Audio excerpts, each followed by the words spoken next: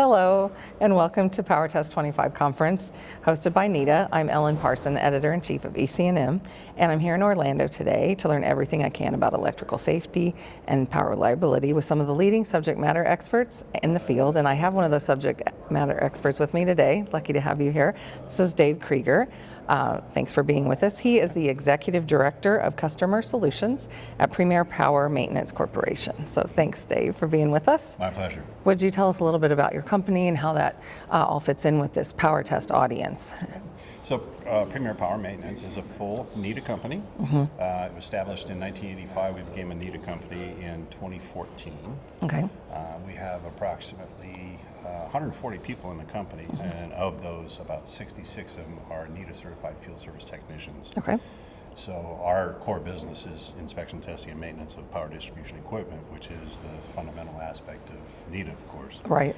And along with reliability that we ask, of course, there's a safety component there too. So we're very strong in safety, and we present safety topics, safety conferences, safety training for our customers and for our own field service technicians as well. Okay, is this testing in all types of different vertical markets, or is it mostly utility? Is it industrial, commercial? Like what types of? Not so much commercial, although I have some experience in that in a different company. In our particular market, we're very heavy in heavy industry. So steel, aluminum, titanium, magnesium, the steel industry. And we're also engaged with oil refineries, refinery operations. Okay. Great. And then we have about 16 of our technicians that work almost exclusively at the utility level, providing commissioning of new substations, protection and control of those newer substations. Perfect. And then yesterday you gave a presentation on the impact of NFPA changes to electrical safety in the workplace. So that's what we wanted to talk about here today.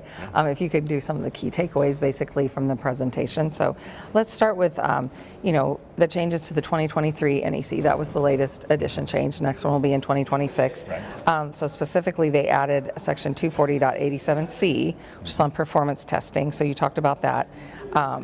What changed from 2020 to 2023 basically that you wanted to relay to the audience at the conference yesterday? In 2020 there was no particular reference to installing arc flash mitigation techniques on power circuit breakers. So and the other change is 230.95, which has to do with ground fault testing.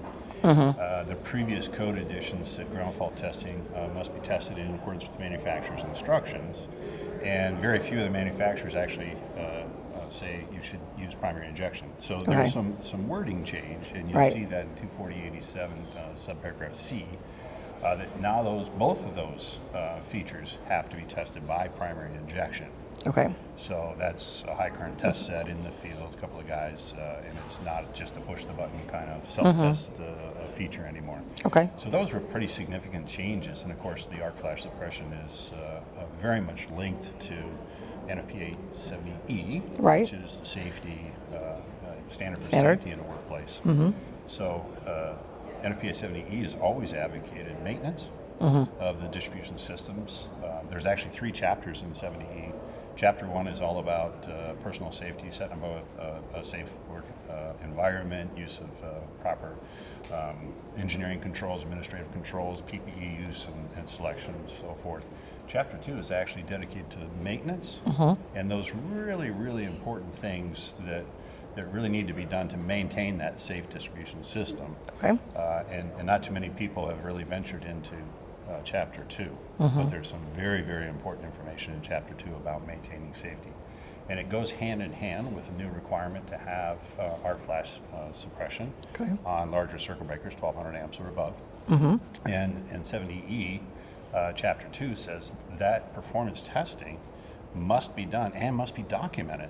Okay. And that's a very important part of it, because that is one of the few variables that we have that determine what our exposure to arc flash energy is going to be. Okay. So the longer it takes for that circuit breaker to sense a fault and open, the longer our duration of an arc fault, and therefore more energy could be applied to someone who might be within the arc flash boundary there. Exactly. So it's very important to ensure that that circuit breaker still performs the way the manufacturer says it's going to perform when it's needed to interrupt a fault. Definitely. So I know arc flash is really, really popular topic, obviously, for our audience, for the PowerTest attendees, and anything National Electrical Code, any changes with the code, that's obviously critical for them to be able to implement. So that was really important in your presentation yesterday. So you also went over the key differences between some of the standards. You mentioned NFPA 70E, which is safety, and then NFPA 70B, maintenance, but that recently became an actual standard. It is, so yes. That's kind of a big deal. And then how those all work together with 70, which is the code. So when it comes to juggling all those, how do these standards really complement each other? Has that changed since B has become a standard, do you think, or when they're working together? Has always existed. I mean, since 1972 it's existed, but it was always a recommended practice. Right. So sound engineering practices were involved in that.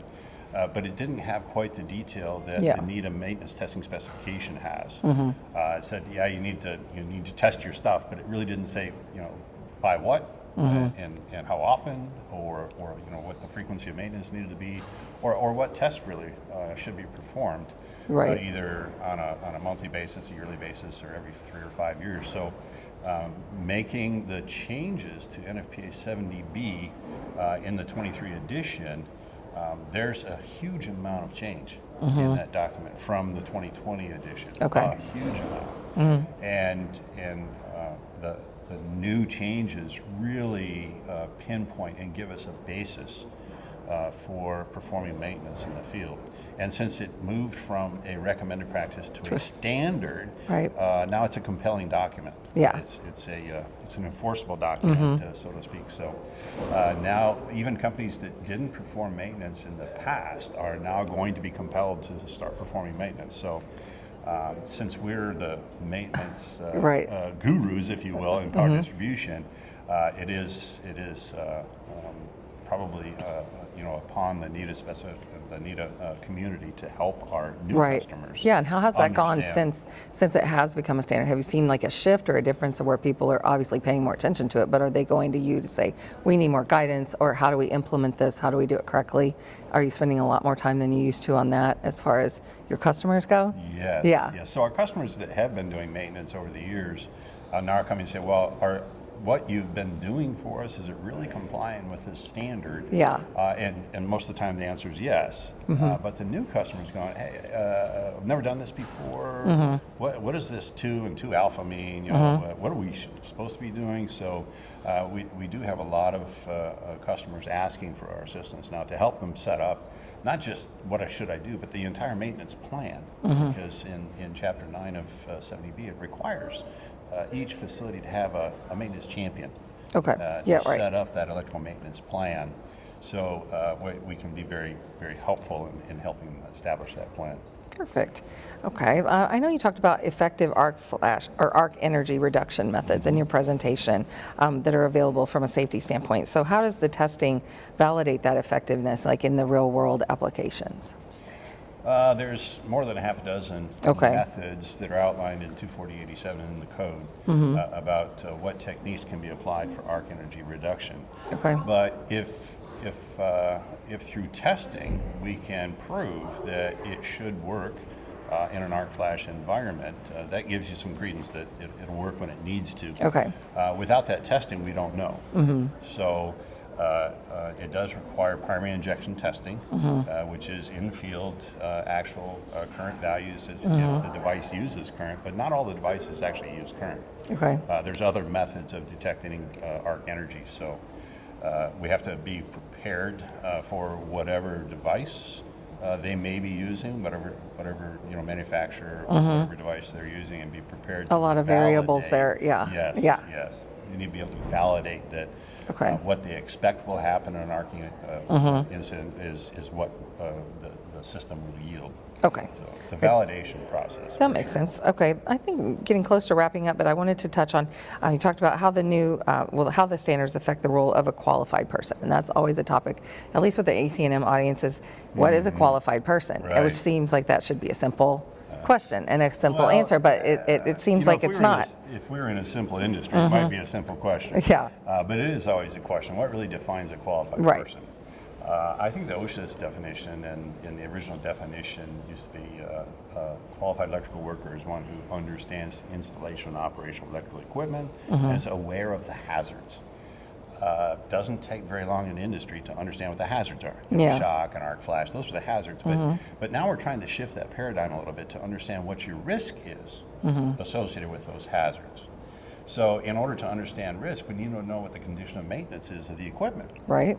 And the only way we know the condition of maintenance is through testing Yep. and validation of the performance of the equipment. Once we do that, now we have a set of documentation and stickers on the gear that give a condition of maintenance so that a qualified electrical worker can say, okay, my risk is lower because this device has been maintained properly. True, right. Rather than, I don't know, I don't last time know. it was operated, my risk is much higher. So it's all about trying to quantify risk with this. Okay. And the definition has changed a little bit. The definition that I just cited has been changed to add, and must be aware of the tests and maintenance required to make a safe distribution system. So it's not just, yeah, I know what it is, and I know what the hazards are. I need to know as a qualified worker what we need to do to maintain that system as a safe distribution system. Well, great. That's a great perspective. Thanks for clearing that up for us. That was a great overview there. So it seems like a good place to wrap up our conversation. Dave, thank you so much for talking with me today and the EC&M audience to show what's going on at PowerTest 25 in Orlando. I know everybody really enjoyed your presentation, and we enjoyed having you here with us today. Thank you. Thank you so much, and have a great day.